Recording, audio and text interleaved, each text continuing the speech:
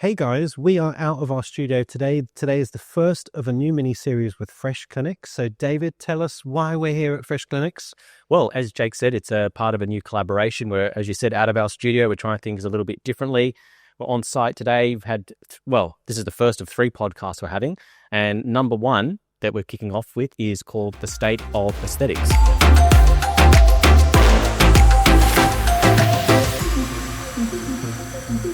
Now, if you're new to Inside Aesthetics, we're a podcast that's been going for about 6.5 years. And like David said, we've done 300 episodes now. So we're going to try a new experiment. We're here in this beautiful location talking to the 2 Johns from Fresh Clinics. So we've got John Holbrook and John Delaney, your friends of the podcast you've been on before. Nice to be back. I'm going to start here because you're closer. Do you want to introduce yourself to our listeners, maybe people new to the podcast, and of course your business? So I'm Dr. John Holbrook.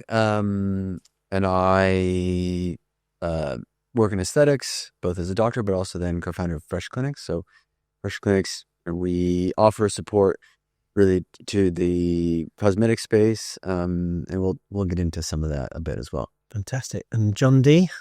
Yeah, thank you. I'm pleased to have you in our office today, Jake and David. It's an exciting moment for us. Exciting moment to be hosting the podcast, and thanks for making time for us. I'm one of the co-founders of Fresh Clinics as well, and been very pleased to be here to talk about the state of medical aesthetics. It was a very exciting survey of the industry that we'd been able to undertake, and there's some insights there that I think are pretty interesting. Fantastic. So these podcasts, as you've probably realized, are out on Wednesdays. We're doing a minimum of 3. Maybe we'll do more. Who knows?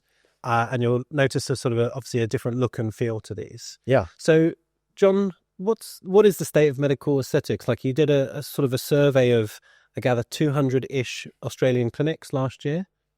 Yeah, so we surveyed a couple hundred clinics, most of whom work with us, some of whom don't as such work with us, and just to try and gather a bunch of data points in terms of what's working, what are the trends, both positive and negative, where have things been, where do they think things are going, et cetera, et cetera. Yeah. So what kind of data do you guys capture, if you like? Because you're looking after independent clinics, but then of course some things will be visible to you, some won't. So John D, can you just sort of explain what you can sort of gather, I guess? Yeah, for sure. I mean, the industry's one of, it's so disaggregated, and that's a global phenomenon, right? It's small injectors in small clinics, and so globally it's actually fairly hard to get an compelling picture of what's going on in the industry.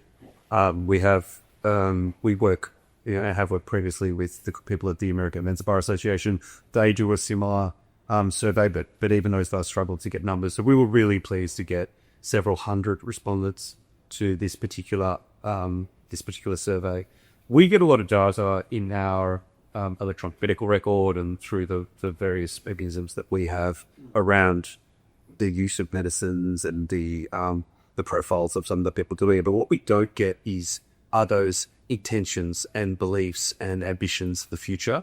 And some of the softer detail around how people perceive certain products and how people perceive certain brands in the industry. And what's on people's minds, what's worrying them, what's keeping them up at night, what are they hopeful about. So those sort of qualitative measures are what we're trying to capture in this and give us a little bit of a window into what the industry's thinking. Yep. Right. And so the data that you're collecting, mainly clinical in nature, are we talking business sort of analytics and metrics as well? No, this is a lot of it's really business, right. Is what it is. And so, it sentiments and as John mentioned, right, what are some of the softer things that the clinical data is often a bit harder in the way that it's captured, and there's lots of information there. And we already work with the clinics to feed back a lot of that hard data. We've got a dashboard for each clinic so that they can go and they can see, who it is that they're treating and how are they treating them and what are the follow-up rates with that, et cetera, et cetera, et cetera. A lot of this is the softer sentiment side of things and, perception by clinics, by injectors in terms of brand perceptions and general industry trend perceptions, that sort of thing. What would be like a high level, and we'll drill that into detail, but what sort of, I guess, the main high level findings? Yeah, it breaks down into a couple of different categories. I think some of the some of the stuff that we found most interesting was what motivated people to get into the industry and what they are finding most satisfying about being participants in the industry, and also what worries them about it. That, I don't have a terrific memory for recalling accurate stats right off the top of my head, but that being said, well over 2/3 of people reported that their work-life balance was increased by being in this industry. They reported that they had more time with their family, they had more money in their pocket, and they felt a higher degree of satisfaction in their work. And that for us is really compelling, because there is an overarching narrative that something is lost when people engage in this profession, and we're here to point out that actually that's not the case, and people are finding themselves to be very fulfilled, and they're finding that work-life balance, and that they are more satisfied in a working environment than they had been potentially in clinical medicine. The other, or should I say, traditional hospital-based medicine. The other interesting aspect we found was that, unsurprisingly, regulation change keeps people up at night. And we're quite worried that they spend a lot of energy and expense in setting up a business, and regulatory change is a big risk that they're exposed to. Yeah, I guess for some context, we're recording is it May the 14th, so things are evolving with regulation. We still don't know all the answers, but I know you guys are obviously doing a lot of work in the background. One of your focuses on this survey was marketing.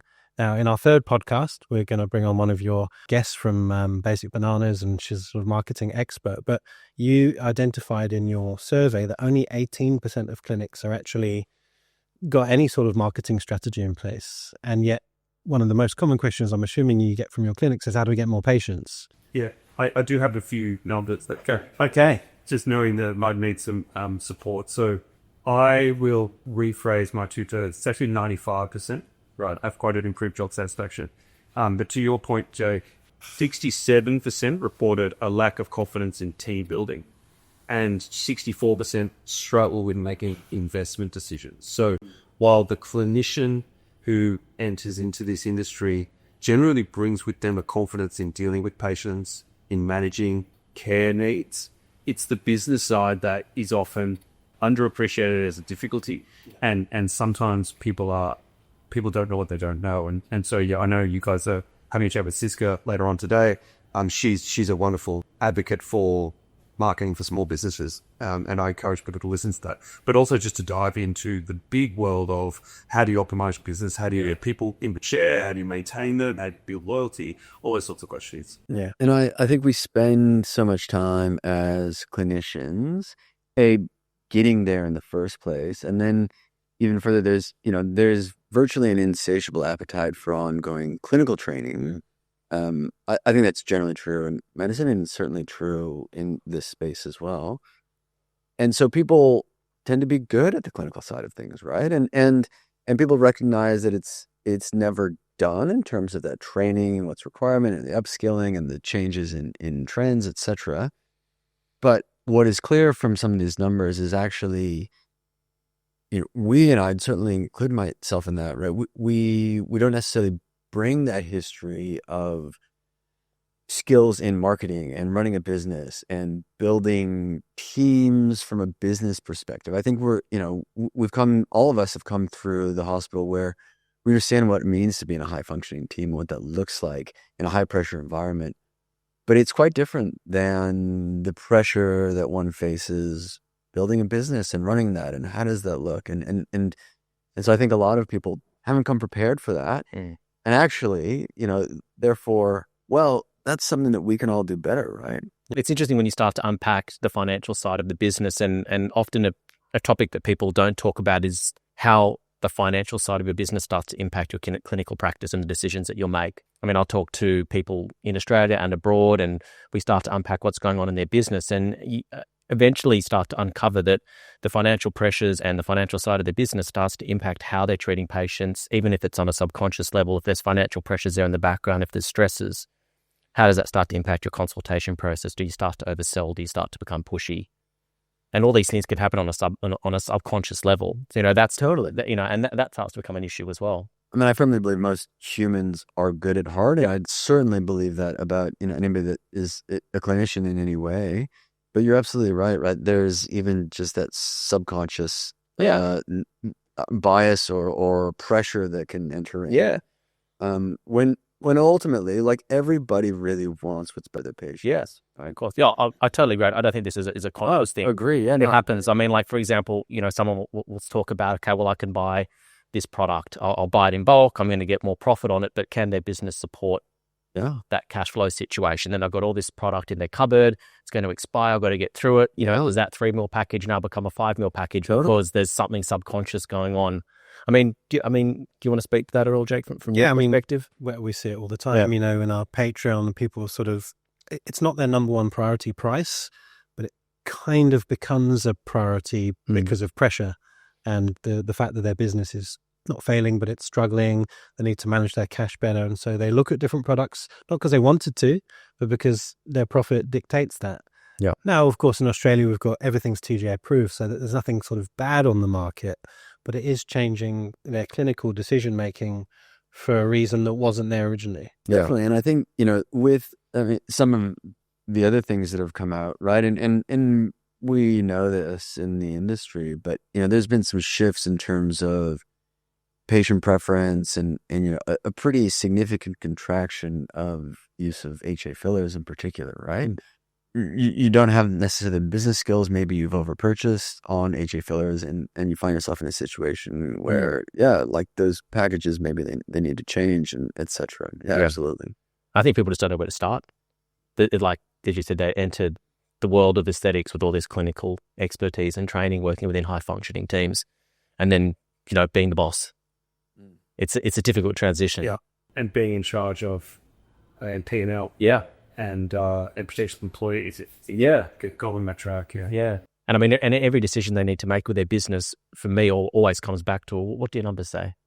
Do I need to, which product should I be using? Based on, if we assume what Jake said, we've all got, we're lucky we've got highly regulated products in our industry. They're all safe. It's going to come down to personal preference and things like margins and how that impacts your business.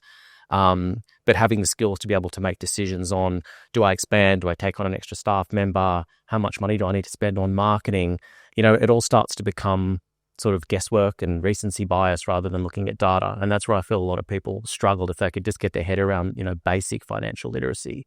Their capacity to make decisions will be much more, I guess, less emotional and more fact-based. Yeah, it is. It's an interesting skill set that one has to develop in our space. There's the combination of the academic clinical knowledge, the procedural technical ability, the business acumen. That is an uncommon mix. But it is thrilling for many people, and that's reported, right? Yeah. People find it quite satisfying. I'll just, price is mentioned, and there's another, a couple of key insights into how the respondents to this survey are viewing products. And the most critical aspects are product quality, product safety, clinical results. That's reported. Secondary is price, training, and reliability of supply. Yeah. Now, interestingly, the price is secondary. I find that to be, I think that probably needs a little bit of understanding and analysis. I think there's probably price brackets that people would then compare quality products, medical research, and so on. But it is interesting. And then less relevant criteria are the brand reputation, the time that brand's been in market, and their rep recommendation is quite low down. Some of our pharmaceutical partners have told us it can cost $2,000 to send a rep to a clinic once all the costs are told. Yeah. And how much is that? How compelling is that for loyalty to product, for purchasing decision? It's an interesting one for people to reflect on. Are we moving past that phase of the industry? Are we moving into a different way of becoming aware of products, becoming interested in products? And certainly where advertising restrictions are so strict in Australia, how is it that products can get differentiation amongst, in the mind of the injectors? Is an interesting question, interesting problem to consider. Yeah. I think the concept of price is elastic. Yes. I think that the better your product is, the better your service is, the better relationship that said company has with a business or an injector, the more elastic that price can be. So the more someone might be willing to pay for it based on all those other factors. And it's the same with patients as well, right? Yeah. People will say that patients will say that price is maybe a third or fourth order issue. Potentially, yes, if everything else is doing well. So if you're a great provider, great relationship, your clinic's great, there's low friction points, then you as a consumer will be far more likely to, make that price stretch a little further. So I think it's multifaceted. Yeah. Do you think the answers that you've got are, it's kind of a controversial thing, do you think they're factual, people being honest? Because you can see their buying pattern from what they're actually buying versus what they're saying on your survey. Yeah, look, I think so. There's probably some confounding in there that we're trying to tease out. And we've got this data people who work on the information. For instance, if you're a smaller provider, it's probably likely that the people who enjoy your product are more vocal about ours. Whereas if you are a bigger provider, you've got a larger TAM. There's going to be more diversity in opinion. Yeah. So that might skew some of the data that we do get through. Yeah. But more or less, I mean, there's no reason why people wouldn't be forthcoming, and we had a lot of respondents. Yeah. And so I think that it represents a pretty good snapshot, and the disaggregation in the industry means it's actually quite hard to read on how people are feeling and what they're thinking. Encouragingly, I think the future looks very bright when we consider what the respondents have reported, particular survey. Yeah, because it's difficult with surveys because you kind of want to anonymize it so people are honest, but you guys need to track who answered this. Are they a real person? Yeah. And I'm not saying people would hide their truth, but it'd be rare for someone to say, yeah, my number one priority is price and safety is second. Yeah. It would be rare to admit that. If I saw a stand-up comedian once said that he read a survey that the number one thing that women look for in a man is the sense of humor. And he said, now I'm a stand-up comedian. And I could tell you that it's after a couple of things. So, number one thing is product quality and so on. So long as the price isn't, it is a factor of it. Yeah, you mentioned at the beginning that compliance is a hot topic at the moment, and people are feeling confused with what's going on. I note that your survey said that 98% of your members say they feel confident because of, I guess, the systems and process and experience that you guys have in place. Do you want to talk to that a little bit in terms of? Yeah, I mean, it's not just an Australian issue for us, and I know a lot of the listeners are in the US where they're too. We've been following the Texas stuff very closely recently, and for those uninitiated, there was a bill that was looking to be very restrictive on who can perform aesthetic procedures and what sort of supervision they would require in Texas. That looks like it's been somewhat watered down to be to only really affect IV infusions. But in Queensland, there's a change in interpretation around regulation that we're working through with the health and with the various other bodies. It is a source of concern, certainly, and often for people who are running small businesses, they lack some of the resourcing to be able to get a straight answer, and that includes having a lawyer who understands this stuff. You can't just go to a solicitor down the street. It's complicated and nuanced, and it's a niche industry and so on. So in some ways, the aggregation of a certain amount of the market with providers like us, for instance, means there is an aggregation of that risk, and there's an investment that we can make into lawyers, barristers, and all that sort of stuff, that we can start to create solutions that meet the compliance need. And then, of course, it's got to be viable. Like, people have to be able to still run their businesses so long as they are safe and compliant, and they need to be men successful. John H., I don't know if you can give us an insight into right now how it's affected businesses, this regulatory sort of uncertainty. I mean, are clinics closing, or are they just sort of towing the line and seeing what's happened? Look, some certainly have already. Some clinics have said, look, it's been a good run, but like this is it for me.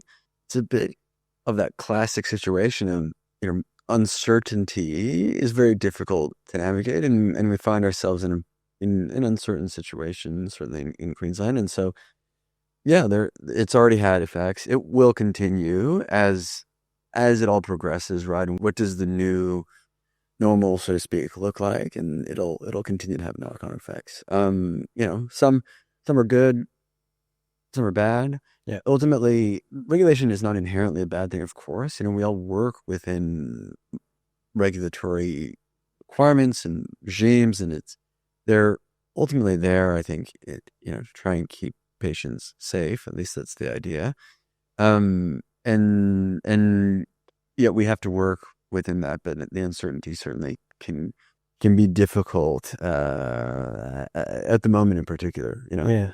I guess for some context for our listeners who may be tuning in from not Australia, one of our states has essentially said that the hybrid model, which is what you guys offer, of telehealth supporting clinics on the ground, there's some roadblocks to what is currently accepted as typical practice. And so, yeah, things are evolving. We don't have all the answers at the moment. Yeah, and that's probably the fairest statement is we don't have all the answers. We're working in collaboration with Mental Health, we're working in collaboration with our legal team, and without wanting to jeopardize those conversations at all. I think that's probably the best thing to say is, so we're just working far beyond that. What we do understand is that it will probably be the case that there will be different models that will work for different people. Yeah. And we, at our organization, wants to be able to offer as many models as we can, so that people feel like they've got some choice, they can set their compliance settings that best they fit. Questions about some of the models that I don't think are being satisfactorily answered by the industry. What questions about some of the models that I don't think are being satisfactorily answered by regulators. So we're navigating those issues and trying to come up with the best path for the industry. At large, I mean, what about advocacy going up benefiting other people and companies in the industry? That's not a concern of ours. All we're concerned about is the viability and ongoing success of what is a really vibrant industry. Yeah.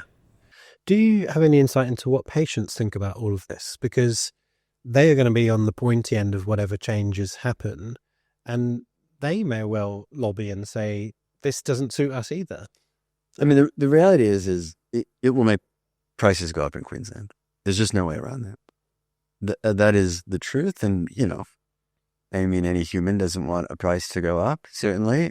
I've had a few conversations and, of course, there's concern, and obviously, different clinics have had conversations. I mean, this is largely in a hybrid model where, it's a model, if Jake, if you, or if I were, running a clinic in Brisbane, it doesn't as such affect that type of model, that clinic. And so, for them, it's certainly business as usual, but, the demand for these treatments is large. And Queensland has, rightly or wrongly, has a reputation for enjoying these treatments, and therefore, if it becomes more difficult to access, and more expensive, I mean, that's, people won't like that, of course. So who represents the patients? Do they go to their MP? Who do they go to? Well, yeah, I mean, I think certainly. I think one of the concerns that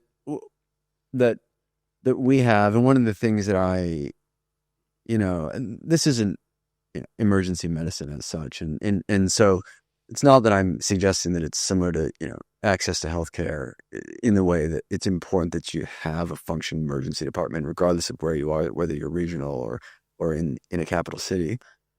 But the reality is that also we live in a world where, right, this podcast will be listened to by people all over the place, right? And at the same time, and that's true for social media and everything, the world that we live in, right? People will consume it regardless of whether they're in the middle of Manhattan, middle of Sydney, or the middle of Whoop Whoop, if I can use an Australianism. And for, patients in regional areas, likely it definitely will make it more difficult for those patients to get those treatments. Yeah, safe. To your question, I don't know how well aware Gen public are of the implications for their access to treatments and the affordability of those treatments at the moment. Yeah. So that translates. We'll see if that matters to people. I mean, these treatments are popular. People like being able to access them.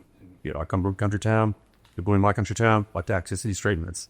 And the imposition of Queensland's interpretation and regulation will have a noticeable effect on that access. Right. Let's talk about business again, because one of the topics we discussed right at the beginning of this conversation, particularly entrepreneurship.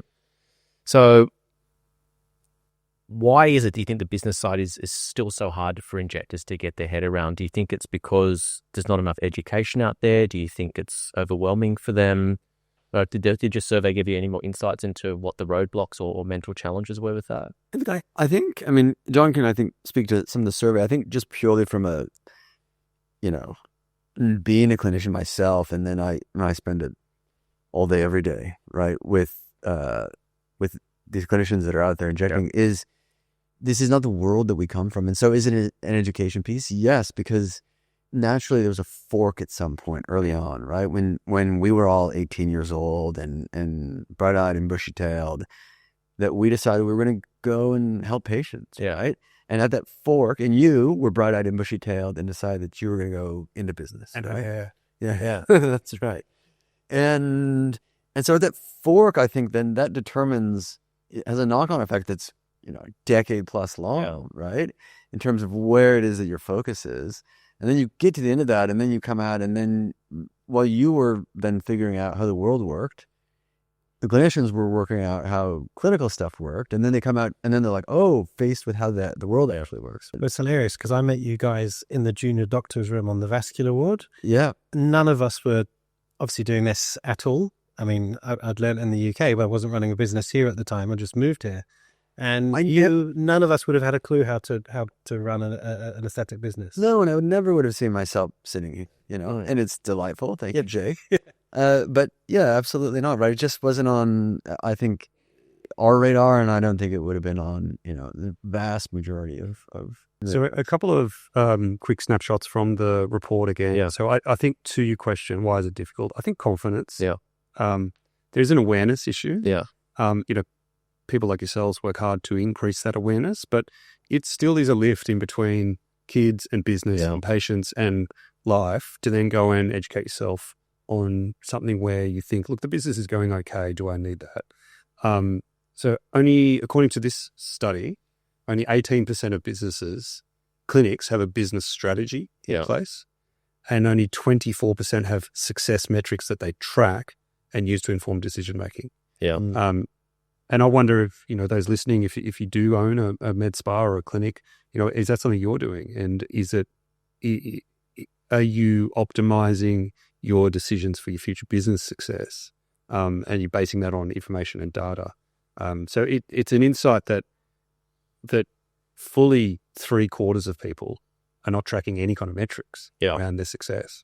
Yeah. I think you've referred to it before, Dave, where they just check the bank account. Is there money in there? Yes, no. Yeah, that's pretty much as far as it goes. I mean, and the reality is I think that there is an issue as an adult learning a new skill.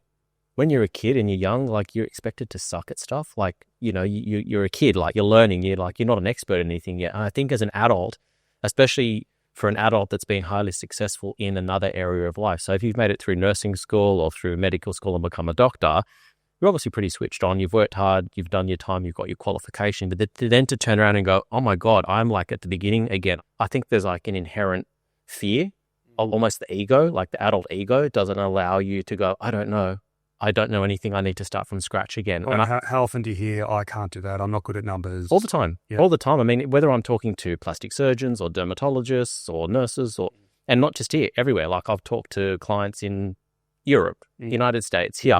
And it's just, it doesn't matter how educated they are in medicine, this stuff is foreign to them. And so some of the first conversations I'll have with these people is, I'm expecting you know nothing. And that's okay, because 99% of people that I talk to know nothing either. You're in the same boat as everyone else. That's okay. You're not stupid. No one's taught you. So let's start at the beginning. And it's almost like having that conversation, giving them permission to suck at something they've never been taught before is almost like, oh, okay. Yeah. That's cool.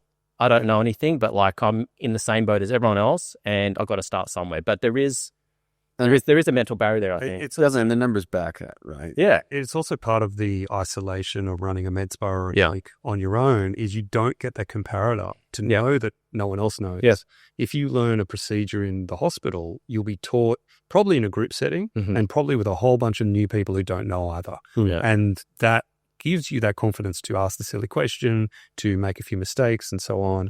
If you're the business owner, you're right. You're just expected to know this stuff, right? And unless you're putting that hand up and saying, I'm going to be vulnerable here, I'm going to find extra time, I'm going to spend some money on a business coach, it's tough to get that, to build that muscle.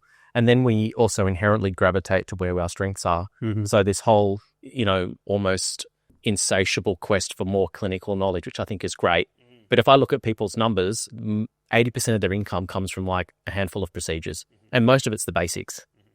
You know, most of people's income is not coming from advanced techniques. They're coming from basic procedures that you probably learned very early on. Yeah. But they continue to want to get more and more clinically advanced, which is admirable and great. But it's almost like they think, but they just work harder on the clinical side, their business is going to get better.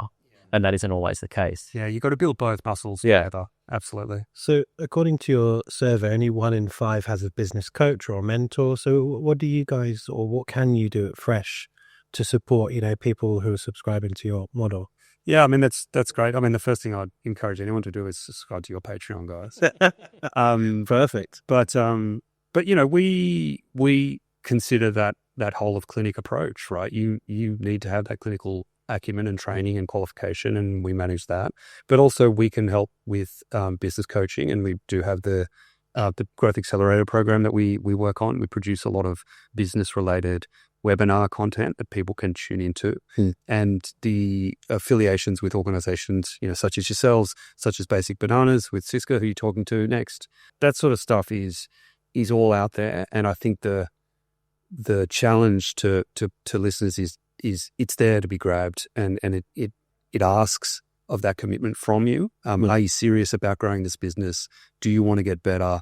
You know, start by connecting with those who know, and asking the questions, and being willing to be the one who doesn't know in the room, because that's okay. That's how we get better. I know you guys kind of do a boot camp for new injectors, if you still call it boot camp. But it's like an introductory few days, maybe a week of cosmetic injector launch program. Okay, well, that's the one.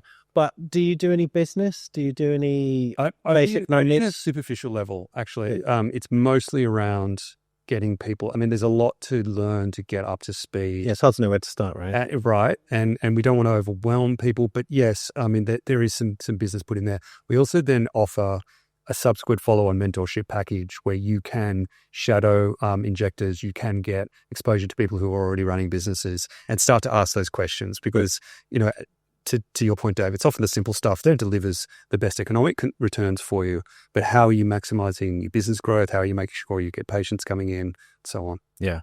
And the good news is it actually doesn't take that long to get your head around the basics. Yeah. Like the idea is not to turn you into a financial advisor or a chartered accountant.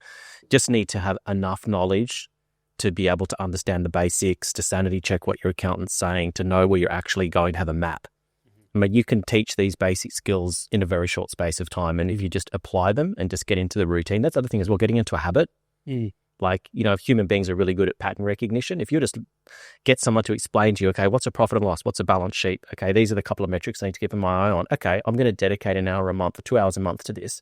You'll start to become really sensitive to this data. You'll notice trend changes. You don't want the call from your accountant going, guess what, John? You need to increase your prices by 20% because your business is going backwards. You don't want to get that phone call. You want to already be knowing that, hey, trends are moving a little bit. You know, we've got a bit of inflation going on. Cost of input, cost of everything that we need to provide these treatments is going up. I need to look at a price review. I need to look at how I'm buying things. It's not rocket science. It's just really the basics and just being diligent with just checking in with your business. And there's something about knowing that detail that gives you more confidence to speak financially to your patients, which is also something that clinical people struggle with. Having the dollars and cents conversation is often an awkward one, particularly early on. But unless you master a confidence in that conversation, and that confidence is built on, hey, I know my business, I know my costs, I know my value as an injector and as a clinician, therefore my price is X. Unless you can get to that point, that conversation is always going to be awkward. You know, fumble your words, make it all, and if you make it awkward, then it's awkward. There's that whole thing, right? So it's build that confidence, build that muscle. The conversation then flows. Yeah, I mean, I can give you like a little case study. I was talking to someone a couple of weeks ago. We're looking at their numbers and we looked at their margins. And I'm thinking, how much do you buy your tox for? How much do you sell it for? Okay, your margin's really good, but something's disconnected in your financials. Like this is what you're buying and selling it for, but your financial reporting is telling me there's a discrepancy there. Where is that? Where's that money going? How many units are you giving away for free top-ups every year? Okay. Like there was so much money just evaporating off the table from just top-ups. And just by then going back to, okay, well, this is how you start changing your language around your consultation. This is how you start to frame if you do need more treatments from units when you come in for your subsequent follow-up. That small tweak, we discovered, okay, there's an issue here, there's a discrepancy. How can we now change your language choice, your language use, and the way you're doing your consult to actually remove that problem? But unless you start off looking at your numbers, you would never have recognized. You'd think everything's good. Yeah.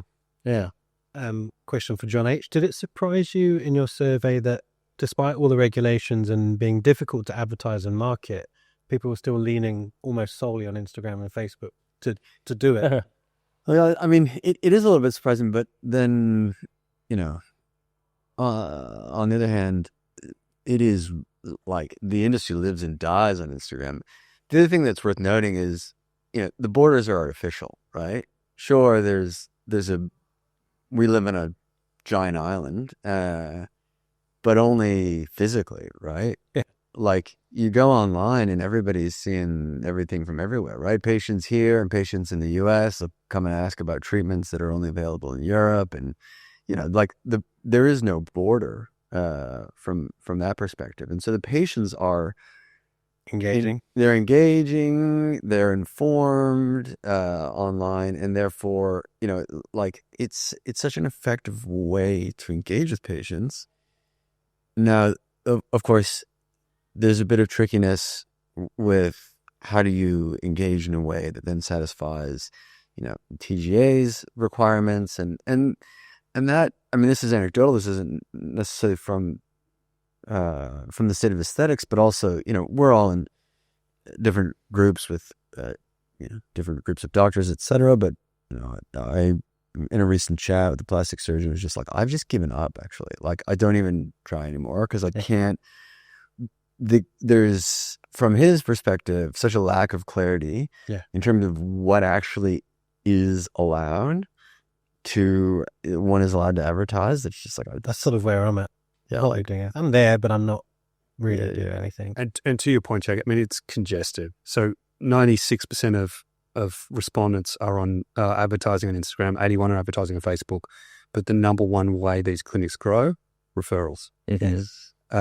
It is then imperative that the investment is in patient experience and where incentives for referral can be made outside of restricted medication. Yeah. I mean, what a great idea, right? Let's build those hyperlocal communities around where you are. It's a physical location connected to a community. Yeah. How can you deepen that? And sure, you've got to have a social media presence, right? Of course. But is your investment in that channel giving you a return on investment? Or could you potentially consider investing that in increasing the amount of word of mouth that you can generate, increasing local buzz, ways of thinking about how do you stand up from the crowd? And you don't have to have the craziest viral TikTok to generate enthusiasm, because enthusiasm you want to generate is local. Yeah. It's in your town, your suburb, your village. You want the people who are in and around your clinic to know what you do, love what you do, tell their friends. Yeah. Well, if they're not telling their friends, something's wrong with your journey. Mm-hmm. I mean, forgetting that, you would get way more value just optimizing your Google business profile once a week, once a month, versus dubbing a song and doing a meme. Like you would just help your business so much better by speaking to Google better and helping people in your local area finding you by optimizing your Google business profile. It's easy and free. And encouraging reviews and that sort of thing. Correct. I'm putting out some fresh photos that are compliant, but on your Google business. So when people Google, let's use a non-compliant word, anti-wrinkle Sydney, they might actually find you because you've worked on your Google business. It's not your website, it's different because that's how Google talks to your business. Yeah. Also, I think there needs to be almost like a realignment with expectations of how long it takes a business to become successful. I think that in this space, we've been spoilt for a really long time. People could open up a business and despite, having maybe lack of business skill, could become pretty successful in a pretty short space of time. And I think that's become almost the expectation. But if you look at like all other industries, like most businesses don't start turning a profit for like 2 to 3 years sometimes. Yeah. And so like that's now we're getting to the land of reality when, in comparison to the broader, business landscape. Yeah, absolutely. And I think there's just there's a maturation in the industry that has been happening, will continue to happen. And some of that's just employing best practices from elsewhere, right? That is Yeah. business, and Yeah, looking at other industries, what other industries do well. Because we're so immature, you're probably going to find more inspiration and good practices from things outside of our space for other industries that have been down this road many years before we've got here. I think that's right. And I mean, just to John Delaney's point, I think it's important, right? Ultimately, in order for you to see, like, you must see a patient in person, right? That patient has to be treated by you, and therefore it is a bit hyper local, right? Like, it's within a certain radius. Patients will come in. Sometimes they'll drive far to see you because you're such a good looking face, Jake, or whatever it is, But Maybe if they turn up and look at his right side. no, that's right. That's right. Don't do that. But I've got my sad side, so I'm with you there.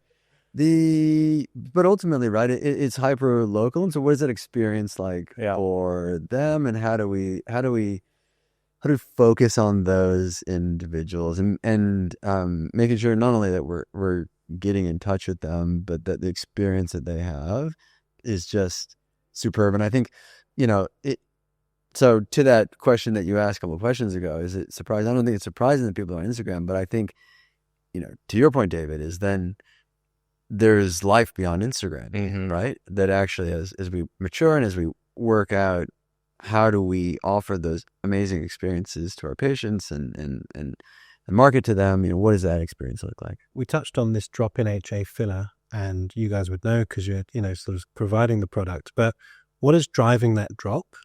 And you've also seen this massive boom in biostimulation from various brands. So are they correlated, or are there different things causing those? Look, I think it's a great question. I mean, I think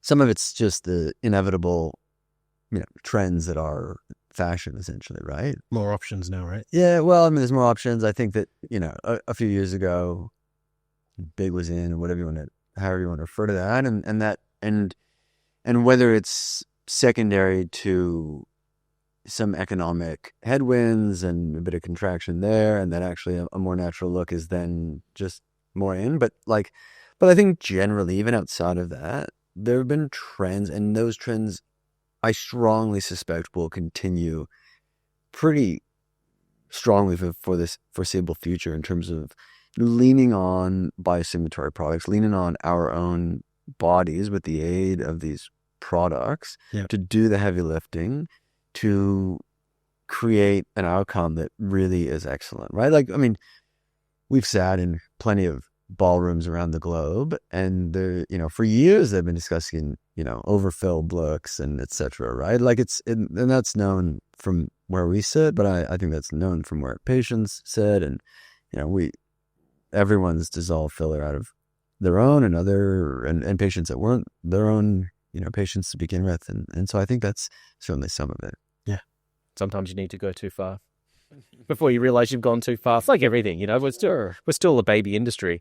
But other treatments, so energy-based devices, skin treatments, we're seeing clinics start to diversify and move beyond just, injectables. Is that what your report sort of shows as well? Yeah. It shows a diversity of treatments being offered through these clinics. And I think that the trend that is the word that captures that trend, or the words, is hybrid healthcare, and the delivery of an optimization health channel through beautiful spaces, with appropriate medical oversight and healthcare practitioners delivering the care.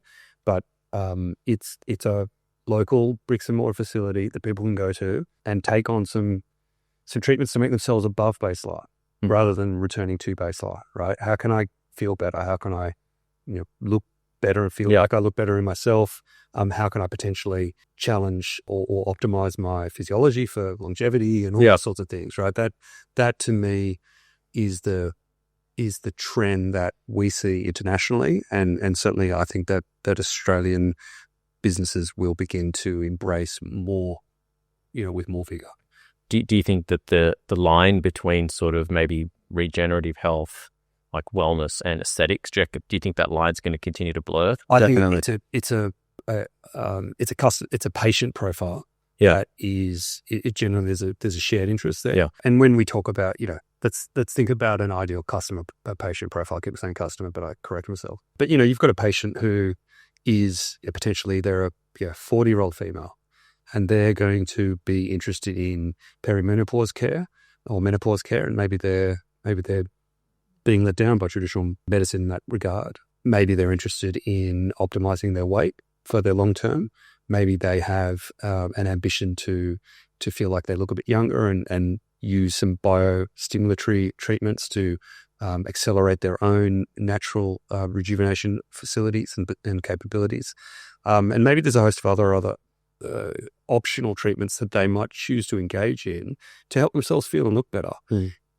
That's not currently being delivered well by the healthcare establishment. At the moment, that's often being delivered in an online-only environment. It's often being delivered with non-clinicians making a lot of the decisions around how and why and where, or it's being delivered in environments that don't meet the consumer needs of those people and their demands. And so we think there's a way to marry those. We think there's a way to have in-person care delivered by a lovely person with whom you've got a pre-existing relationship with in a beautiful space with appropriate medical oversight and an ambition to get you feeling, looking better than you have before and meeting that person where they want to be met. I think we 100% should, especially for that the perimenopausal patient, because we're definitely underserving them.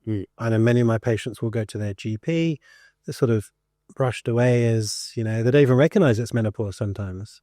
And so if we could support our aesthetic patients with what is both an aesthetic change as well as a physiological change, it seems crazy not to serve that need, because you're actually going to take the pressure off public health, but also actually serve that patient's, full wellness. You're actually holistic, and we're trying to promote this medical model, and yet we're still sometimes seen as just superficial injectors.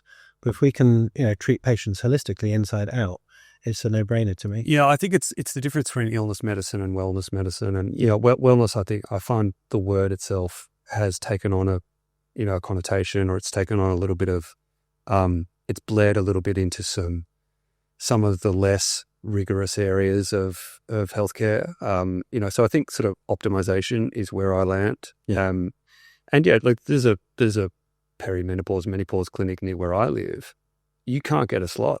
They're booked out for 3 months straight. Yeah. And that I think is as a consequence of people not feeling listened to, people not feeling like their concerns are being addressed, and they're being managed from an illness perspective, where I think if you can get that vision going on, how do we optimize? How do we look for the problems that might come down the line and start addressing those in advance? Yeah. We can help you feel better. We can help you look better. We can help you live longer. Yeah. Talking about diversification, skincare, topical skincare that's sold in clinic. I know that some of the more successful clinics are obviously doing it really well, and that's probably a small but significant part of their income. But what advice would you give to solo injectors who haven't quite, adopted that model? They're just injecting, but they're not sort of treating simple skin and selling topicals. Yeah, look, I think it's a skill. I think it's a muscle that you've got to develop. One of the pieces of feedback that we get from the growth accelerators that we do is just that actually the clinicians weren't really familiar with how to sell skincare. Yeah. And then actually post that and working that and having some coaching and working out how that looks, that it has made a much larger share of their revenues, right? Yeah. And so I actually think it is back to the discussions we were having, David, earlier, right? I think it's a muscle that needs to be exercised and a skill that needs to be learned. But once you learn that, absolutely, like the patients are buying that skincare. Yes. High-performing clinics usually make about 30% of their gross revenue in skincare. That's great, 30%. Is that your experience, David? Yeah, if they can get it, 30% would be great. Yeah. Most of them hover around 10, 15, the ones I've seen, like on average. So 30%, that'd be what you're aiming for. That's great. And you don't have to do any more extra work for it, really. Yeah. Yeah. And that's a lot of the business coaching, as distinct from marketing coaching, which is how do you get more patients in? A lot of the business coaching is, okay, that patient's in and they've got money in their pocket and they are looking to spend it. they are looking to spend it on skincare. They are looking to spend it on a range of health optimization mechanisms and so on. If they're not buying skincare from you, they're buying it online, or they're going into a different shop, or they're buying it in a department store or whatever, but they're buying that skincare. Yeah. You're the expert in the room. You're the person who's done the training. You're the person who knows the skin. That should be something that you are their partner around, and they can come in and have a conversation with you as an expert. Yeah. Well, that's the challenge, isn't it? And I think the average consultation is done pretty poorly. Again, people focus on clinical technique. Business is sort of forgotten about communication skills, consultations, making that paradigm shift from selling to educating. What does the patient really want? Correct. They've come in and asked for something, but what are they really asking for? Yeah. What's their real goal? And can you help them get there with a whole range of treatment modalities, including injectables and energy-based devices and skincare and? Yeah. It should never be a hard sell. It's always what are the indications, and what does your expertise and training tell you that patient needs? Then how do you communicate that in an effective way that doesn't come across as a hard sell? And you've done the work in the background to be able to build that rapport, so the communication channels are open. And then it's your collaboration partner with someone on their skincare journey. And in fact, I mean, we've all seen, I'm sure this happens to you all the time, Jake, right? I have patients come in and they say that they want a treatment, and you're like, you don't want that treatment. Like, that's actually not for you. You don't want that treatment. But they're interested in, they want a treatment. They want to, feel better about themselves. They want to spend money, right? They're interested in that. And so it's there's certainly a right way to do that and to help them so that, they get what they want, which is, sometimes it just seems a bit odd to say this in medicine, but sometimes they just want to spend money, right? But I think that as an individual, and certainly as a healthcare practitioner, that, there's the ethical side of things that you can't be selling things to your patients that, they don't need, or you're not good, but they've come in. And so what are those things? To John's point, what do they really want? And then how do you make sure that you're delivering those things to your patients? I mean, a simple tip that any of your listeners or our listeners can sort of do easily is on your intake form and your medical history form, just have a whole bunch of screening questions. Do you have concerns about your weight, your periods, your skin, whatever it may be, grinding, headaches? Just ask a simple screening question. And if there's a tick yes, that opens a conversation. And then you can explore, well, is this valid? Can I actually help, or can I not help? Yeah. But at least you've identified patients who might be amenable to what you're selling or offering. Because, most medical history forms are very tick box exercise. Oh, good. No contraindications. Let's go. But drill into it more, because it sounds like a sales tactic. It's not. You're actually serving your patient better. But yes, it will be more beneficial to a business as well if you do two things rather than one. Yeah. Yeah. When it comes to choosing suppliers, your report showed that, you touched on this before, product safety, clinical results and quality rank way above price.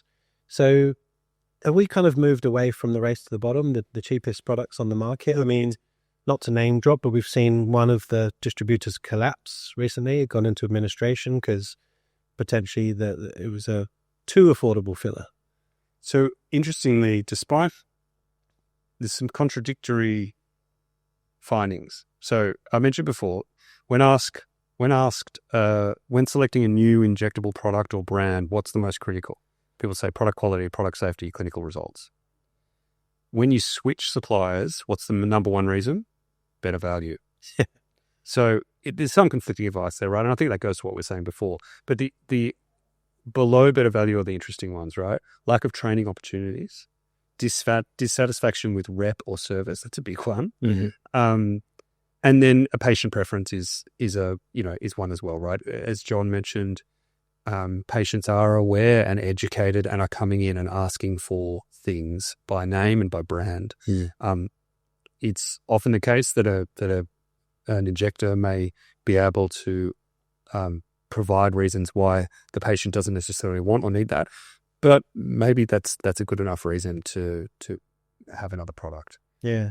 To your point about have we reached the race to the bottom? In Australia, I certainly hopefully have. The reality is the treatments here are eminently affordable by much of the population. Yeah.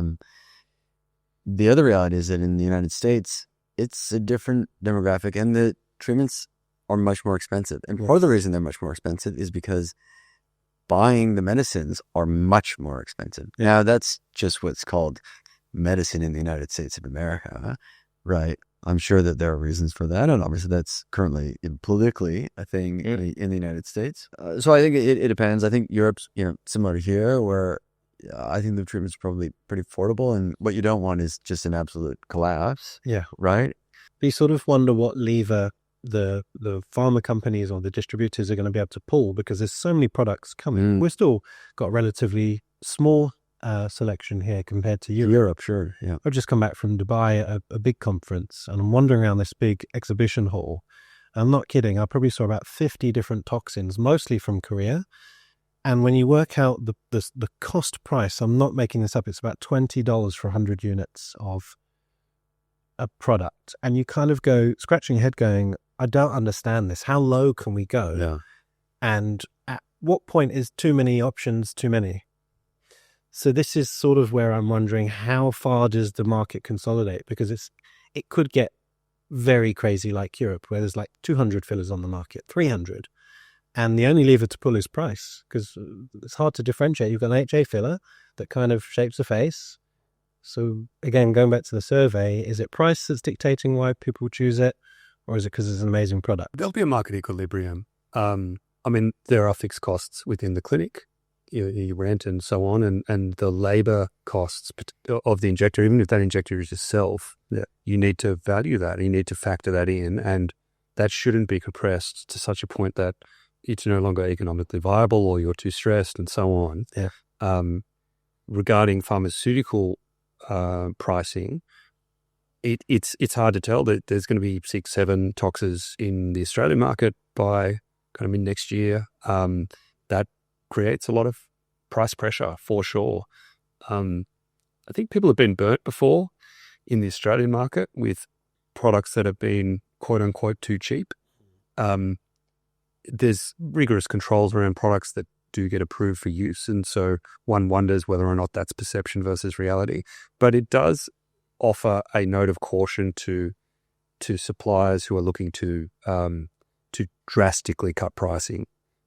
It may, in fact, not result, and it's that price elasticity that you mentioned before, David. I think it goes both ways. Yeah, and products can be deemed as being cut price, and that then has a flow-on effect in terms of brand perception of your clinic, of your med spa. Right? Are you offering the top tier stuff, or are you offering the bargain basement stuff? And if so, why? And there also then ends up with this self-fulfilling cycle of the really cheap stuff gets bought by the injectors who maybe aren't that confident, maybe don't have the best training, maybe not operating in the best places. And then that then creates a self-fulfilling brand identity of, well, that's the cheap stuff at the dodgy places versus, the more premium stuff. So I think the market sorts that out. And yet I suppose that it's a tough market to be a distributor in. If you own the IP, if you own the patent, and you could bring that stuff into Australia or the US for cheaply, then it's okay. You can withstand the ebbs and flows of the market. But if you're a distributor working off a reasonably thin margin, that's pretty challenging. Yeah. And then you bring it in as a distributor, and then the manufacturer decides that they're going to go direct at some point. If you do well enough, the reward will be they will come in and take you. Yeah, exactly. Yeah. You do all the hard work, get it through the regulatory process, and you get it taken from you. So that's a challenge. Yeah. Training is a big part of what you guys do at Fresh. So how do you guys approach product and clinical education to meet, I guess, the demand of, the consumers? Like, what are you guys doing that's going to meet that challenge to constantly evolve and provide what people are asking for?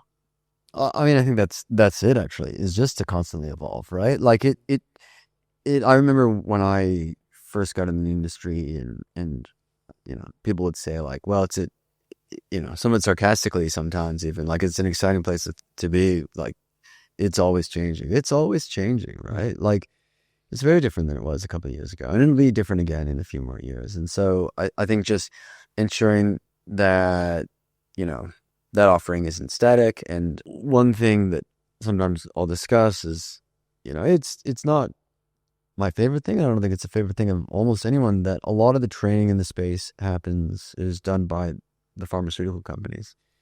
That's kind of unique in medicine. and it's a unique problem, I think, as well. Now, it's expensive for the pharma companies to do that, so it's not like they're in love with the idea. But also, the reality is that the products are unique in some ways, right? And so, what they want is to make sure that when they're selling those products, that those that are using them understand some of the uniqueness and know how to use them appropriately. But of course, that's like having the orthopods doing their orthopedic training that's run by the hip guys, right? By like Strikers, the one that's like training registrars. There's an obvious conflict of interest there, and hopefully that does change. I don't know that it'll ever entirely go away, but I think too there's an opportunity to continue to adjust the training.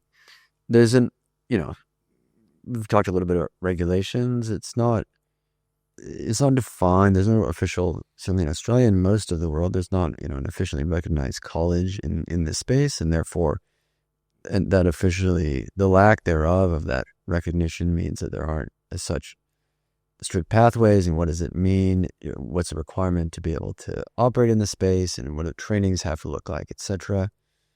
I think as frustrating as what one may perceive at times of overburdensome regulation, on the flip side, the lack thereof can also create frustration and lack of clarity, and so there would be certainly opportunity, I think, there from a regulatory perspective to just have better defined goalposts in terms of this is what good looks like. I guess kind of finally to wrap things up, we talk about the future and the growth of the industry. So your report is predicting a 12% year-on-year growth up until the year 2030. So inevitably people are going to benefit from the market expanding and continue to accelerate. So what are you guys planning to do, I guess, to help your clients, not just sort of go along for the ride, but actually, lead the charge and sort of move forward, not just ride with the wave, but try and get ahead of it? Yeah, a lot of the things that we've talked about today, I think, are really applicable. People have to build both muscles. They've got to build the clinical and the business. Sure. They've got to know how to differentiate. They've got to know how to attract and retain business, and then how to diversify the revenue streams that one can get from a particular patient who's in your business. The future for us is bedded as an essential element in technology. We need to continue to improve the fidelity of telehealth as a mechanism to deliver this care. And in fact, Rob, our Chief Commercial Officer, was down in Melbourne yesterday for a telehealth conference around the future of technology and healthcare. And the governments for this country are full-throated in the support of telehealth. The stat that was quoted was a new hospital needs to be built basically every week to satisfy the demand for the aging healthcare population. And if we don't get behind hybrid healthcare and have that delivered in a fashion that means it's super efficient for the most credentialed person to be reviewing a person, we're going to get ourselves into a lot of trouble. So for us, it's technology, enabling efficiency, enabling really high quality care, really great patient outcomes, and collaborating with regulators around how do we prioritize patient safety, how do we make sure the economic impacts of this business and this industry can continue to expand. And we've got an ambitious future for what this looks like in the States as well, and potentially other markets. The future of healthcare delivery in this optimization space, we firmly believe, is hybrid. We think that there is a lot of room here for people to be given healthcare in a beautiful space with a person they trust, connected digitally to a really comprehensive healthcare network. And that's how we see this space evolving. Excellent. Great. Well, thank you for sharing the data. It's always fascinating to know that we're kind of on the right track, but there's still work to be done, but we'll get there with people like yourselves giving, nurses and obviously connecting nurses to doctors and sort of supporting the business side as well, I think. And we'll make sure that the report's available as a downloadable link for your listeners. Yes. We look forward to, we'll run this as an annual thing. And so as the survey group expands, we hope to be able to provide more and more insights back to the industry on an ongoing basis. Fantastic. Now, for our listeners who've been joining us for this podcast, Fresh are doing a special offer. So they're giving actually a $500 credit to you guys, whether you're based in Australia or America. So that is for skincare or training. So it might vary depending on which location you are, but all the details are at the bottom of the podcast description. Yeah. And then just to couple that with Patreon, obviously you guys are aware we've got quite a big successful Patreon channel that's growing all the time. We'd love to see you there. But in collaboration with Fresh, you guys are running a series of webinars going to be diving into some of the key findings from the report. And so we'll be able to share some of those insights, and we'll be actually sharing these on our Patreon as well. Yeah. So the first one is Marketing Mastery for Cosmetic Clinics. So we're looking to do that at the end of May. Webinar 2 is the Business Blueprint, Essentials Foundations for Cosmetic Clinic Success at the end of June. And then Webinar 3 will be Building Your Dream Team. So attracting and keeping top talent in your clinic. And that is scheduled for the end of July. Yes. And last message, these guys do an amazing conference. It's called The Fresh Life. So that will be in September 2nd to 4th in Brisbane, beautiful Brisbane. Been there before when you were there before, Byron. It's a great venue. It is beautiful Brisbane, actually. I hadn't been to Brisbane for a number of years. And we were up there and I was like, oh man, Brisbane's cool. Yeah. You don't need to be a member of Fresh to join. So it's sort of open to any, I guess, injector or healthcare practitioner, business owners as well, or not? Yes, business owners welcome to come. Okay, fantastic. So all the details of how to find out about the event, buy a ticket, etc., at the bottom of the podcast. So thank you for hosting us in your beautiful location. We've had a great time today. I appreciate you guys coming to here and doing this with us. It's been a good experience. Yeah. Thanks, guys. Thank you.